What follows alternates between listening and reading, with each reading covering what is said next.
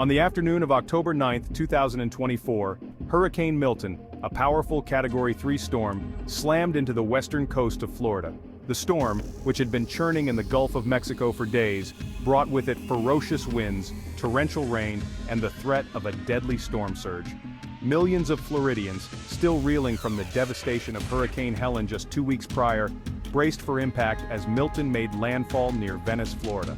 The National Hurricane Center had issued dire warnings in the days leading up to Milton's arrival, urging residents in vulnerable coastal areas to evacuate. Governor Ron DeSantis declared a state of emergency for the entire state, activating the National Guard and mobilizing emergency response teams. As the storm approached, an eerie calm settled over the region, the air thick with humidity and anticipation. By midday, the outer bands of the storm began lashing the coast with heavy rain and gusty winds. Palm trees swayed violently, their fronds ripped from their trunks by the force of the wind. The storm surge, a wall of water pushed ashore by the hurricane's powerful winds, began to inundate low-lying areas, flooding streets and homes. As the eye of the storm drew closer, the full force of Milton's fury was unleashed. Hurricane Milton roared ashore with maximum sustained winds of 125 miles per hour, its powerful gusts reaching even higher. The storm's impact was immediate and devastating, leaving a trail of destruction in its wake. Homes were reduced to rubble, their roofs torn off and walls collapsed. Businesses were flattened, their windows blown out and signs ripped from their moorings. The storm surge, which reached up to 10 feet in some areas, proved to be one of the most destructive aspects of the hurricane.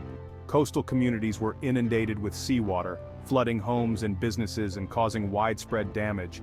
Cars were tossed about like toys, submerged in floodwaters or smashed against buildings. Power lines snapped like twigs, leaving hundreds of thousands of residents without electricity. The combination of high winds, heavy rain, and storm surge made travel impossible, stranding residents in their homes or in shelters. As darkness fell, the true extent of the damage began to emerge, and the enormity of the disaster became horrifyingly clear. Siesta Key, a barrier island renowned for its pristine white sand beaches and crystal-clear waters, bore the brunt of Hurricane Milton's fury. The storm surge washed over the island, swallowing homes, businesses, and even landmarks. The iconic Siesta Key Beach Pavilion, a beloved gathering place for locals and tourists alike, was reduced to a pile of debris. Luxury beachfront mansions, once symbols of idyllic coastal living, were battered beyond recognition. Swimming pools were filled with sand and debris, their once sparkling waters now a murky brown. The storm surge carved new inlets through the island, reshaping its coastline and leaving a trail of destruction in its wake. Residents who had chosen to ride out the storm on the island described scenes of utter chaos and terror as the hurricane raged around them.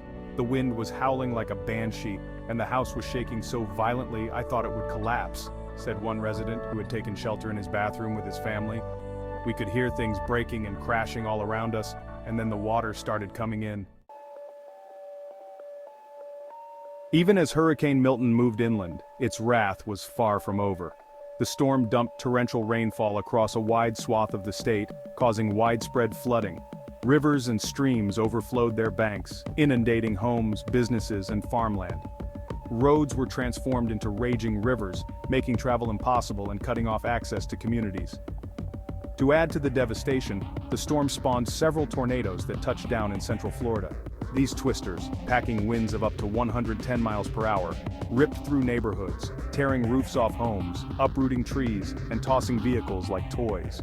The tornadoes left a trail of destruction in their wake, adding to the already catastrophic damage caused by the hurricane. Emergency responders faced a daunting task, struggling to reach those in need amidst the widespread flooding and debris. Search and rescue teams worked tirelessly to locate missing persons and evacuate those stranded in their homes. Hospitals, already overwhelmed with patients injured during the storm, were flooded with new arrivals suffering from storm-related injuries and illnesses.